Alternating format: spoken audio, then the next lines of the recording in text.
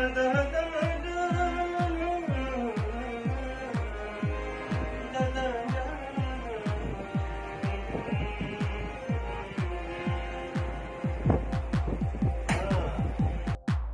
बहुत जल्दी आप लोग को लंदन में नजर आएंगे।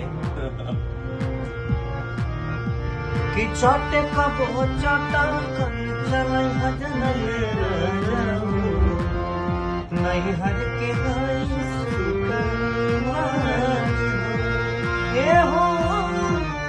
चाटे का बहुत चाटा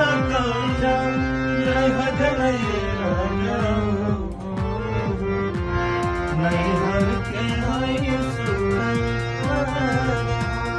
तो आज हम लोग फाइनली लंदन के म्यूजिक सेटिंग के लिए बैठे हैं याशी फिल्म के द्वारा। हम और रजनीश भैया जो कि आप लोग के भी बड़े चहीते हैं, बस प्यार और आशीर्वाद ऐसे ही अपने भाइयों को बनाए रखिए ताकि हम आपके लिए कुछ कर सके और आपकी खुशी के लिए हमेशा सुन सके। Love you all. आप लोगों के लिए बेहतर फिल्म, बेहतर म्यूजिक, हर चीज करने की कोशिश हम लोग